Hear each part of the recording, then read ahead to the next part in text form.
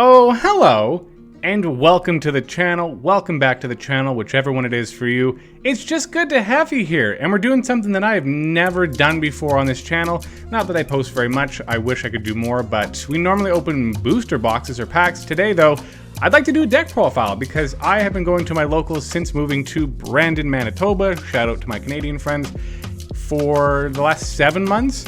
And this is the first time I really got to play competitive Yu-Gi-Oh! And I feel like I'm getting better and better as I go. I've topped locals a couple of times, once with Fluenderies, and once with the deck I'm actually showing you today, but a pure go second variant of it. But this past weekend, I got first place. Yeah, that's right, first place, a 9-person local. I didn't need to tell you how many people were there, but it was 9. And I went 4-0 over the 4 rounds, which was rare for us. We don't normally play 4 rounds, but there was enough of us. We wanted to play. And boy, am I glad I did, because I have been playing Unchained for a couple of years. Ever since Chaos Impact came out, I picked the deck up. I really enjoy the play style and everything, and it's a great rogue matchup. Like, a lot of decks will just destroy stuff, or they'll pop back row and they don't realize, oh shit, you're in for a world of hurt. So Unchained has been a lot of fun to play, and after watching our Lord and Savior, that's right, simping for Distant Coder, I decided to throw in the Go Second Water Enchantress package, but we'll get to that. So yes, 4-0, I'll go over the matchups at the end. Right now, let's get to the deck list. So in the Go Second variant of the Water Enchantress, you do change the numbers a little bit. So you're gonna play 2 Sarama, 2 Rikeya, and 3 Aruha. The reason being, once you activate right, you cannot activate normal summoned monsters effects, aka Sarama and Rikeya, so they do become infinitely worse if you are to get to that package, which you want to, because you'll see the spice that we play when we get there. But either way, they're great. Aruha's fantastic because if you destroy something to get them on the field, you bring one of these 2 out, and then their effects are live. So a smaller twins package, that's right, the 3 twins.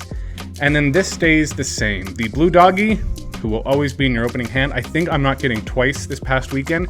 I opened one of this and one of this in my opening hand. And that's not what you want to see, but I got there anyways. That's the main thing. So that's the Unchained package for monsters. It's a little bit smaller than normal, but then you do go blind second, and then you get to have a lot of fun, such as playing these boys. So Alpha the Master of Beasts, Dino Wrestler, Pankratops.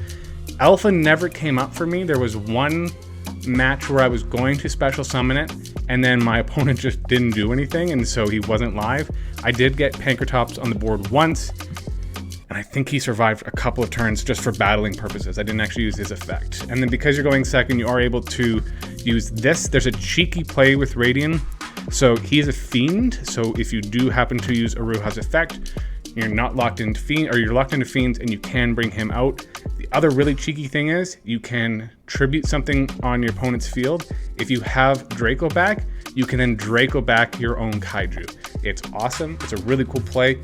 Another reason why I love this deck. And then the only hand trap effect monster is 3 Ash Blossom. It's just solely there to stop just about everything. It did come in clutch a few times. Again, we'll get to the matchups later, and it put in work. So pretty secret rares. This is going to be controversial because it's dumb, but I want to do it anyways. The thought process behind the Illusion of Chaos and Souls packages, if you get this out and you have Draco back on the field, it is a free +1 because Draco back will just re-equip himself. So that's the thought process there. It's stupid, but I also own the cards and I want to try them out. They did not come up, so it did not go great. And then the water package is 2 Water Enchantress of the Temple. Ooh, ulties. And then this is where I sway just a little bit from Distant Coder's deck list. So the Illegal Knight for going second is fantastic. If you don't know what it does, if you have the token on the field, you can send 2 cards targeting back to your opponent's hand, and then they get Illegal Knight. And then same thing with your Kaiju.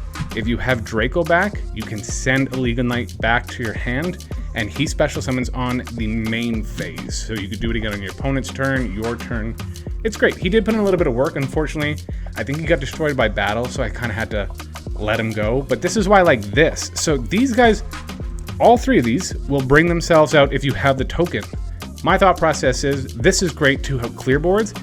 this is in the gate, why not just play it anyways? This is a big build. I'm playing 48 cards. So I was like, what's the extra, right? So that's the Munster lineup.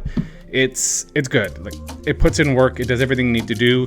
And then we go into the spells. In order to get to your Unchained cards, or a couple of times, I actually searched the trap, which seems weird, but the whole thought process was my hand needed it at the time. I had an Aruha.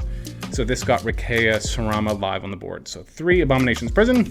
And then because you want to see this, you're going to play 3 Rite of Eremysir. Notice we only played 2 of the Water Enchantress because there is a Foolish coming up, spoiler alert, and you are gonna see it. Like, that's the thing, you just play so many ways to get to Water Enchantress and your token. Next up, I do not own Prosperity. I own like 9 copies of this sumbitch, and he does good. The problem is that it never fails. I had one time this locals, I think, where at least 2, maybe the 3rd was banished of the Rage. That's how it goes. You play Pot of Prosperity at home, and you're gonna get that. But it works. It's a free draw too, and because you're going second, it either will bait out in the gate, or you get 2 free cards, such as you could even possibly top deck a Dark Ruler No More, which I did actually. Dark Ruler No More is great, especially against some of the decks that I played against. I love it. It's a 3 of in this deck. And then another 3 of that I love is Raigeki. Yes, I cleared, I think, 3 boards with this.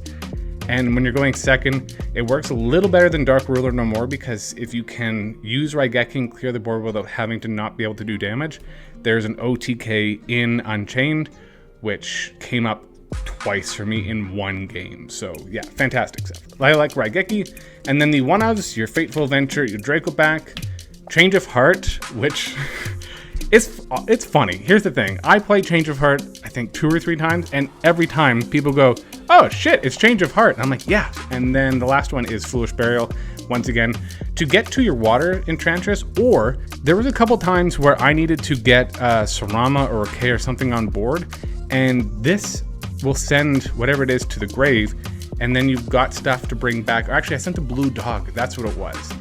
And I'm able to continue playing from there. So those are the spells. The traps are gonna be really small. It's Deuces, 2 Imperms, 2 Abominable, Chamber of the Unchained, and 2 Escape. Again, slightly smaller in the Unchained package, but that's because you have a ton of other stuff that you wanna squeeze in here, and they do the job, yeah. The ideal opening hand, you wanna see the right package, some way to get to it, and a Ruha, and like one of these 2 in your golden. So there you go. That is the main deck. Again, 48 cards. Yes, it's got a big old booty on it, but it put in a lot of work and I liked it. The extra deck, 1 Dark, it never came up.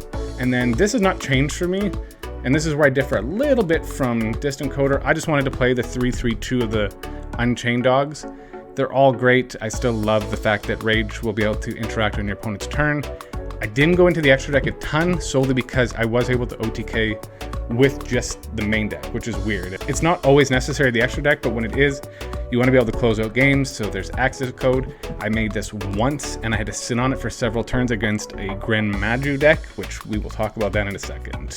Underworld Goddess, this is solely for if you're not able to clear a board, you can put a lot of Unchained cards on the board, and so, I mean, not that I'm going to play Attic Nester, but just in case you do, or anything else that's problematic, there's Underworld Goddess. And then these 2 guys, Topologic Zerabos, never made it. Nightmare Unicorn, I think I thought about making it and I didn't. And then he's always in this deck list just in case, is Dingirsu. If you ever need it, you got it there easy with the 2 level 8s for Unchained. And then very quickly, if you would like the side deck, I was playing 3 Nibiru. As you saw in the main deck, it's a lot of go second cards. So when you need to side going first, we've got a lot of going first cards. So Akol the Zone, for those who are going to be like, Akol the what the fuck is that? Akol the Zone is when anybody, when it's their turn, normal summons 1 monster. Doesn't matter if it's a normal or a special. It is destroyed. That person gets a token that is a level 1 dark, and then the attack and defense is equal to whatever monster was destroyed. When I set up my board going first, or if you have to normal summon like an Aruha or Rikea or you bricked, then you get their effects. But then also when your opponent's turn is their normal summon, their special summon, they need to play it smart because that card is going to be destroyed. And it actually came in handy a couple of times against the Grand Magi deck, especially. He was trying to go into level 8 and had to work around this, which is good.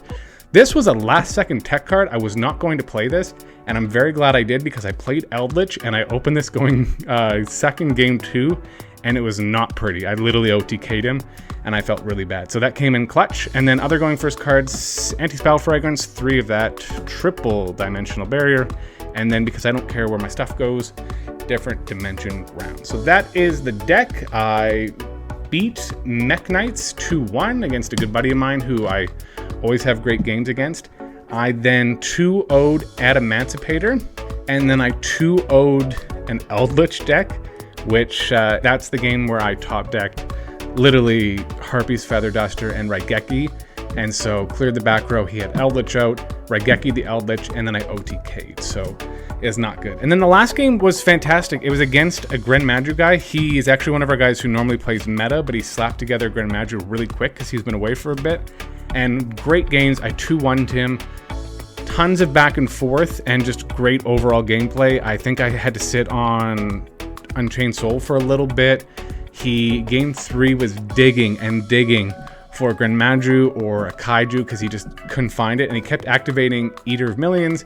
He activated Gizmek Orochi, so he had like 4 cards in deck, and he said, "Do you mind if I look at my deck?" And I said, "Absolutely, if you have the out, we'll keep playing." And he was not going to get to it. So yeah, 4-0 record. It worked out really good. Honestly, if you're looking for a fun deck to play, that it's a little costly, yes, I'll give you that. But if you're looking for a fun deck to play that was able to put in a lot of work against some really good decks, I would recommend this deck. I love it a lot. And you know what I love? If you enjoyed this video, to like and subscribe. Unchained Brave, that's the deck. Now let's just hope it doesn't get hit on the ban list. Catch you later.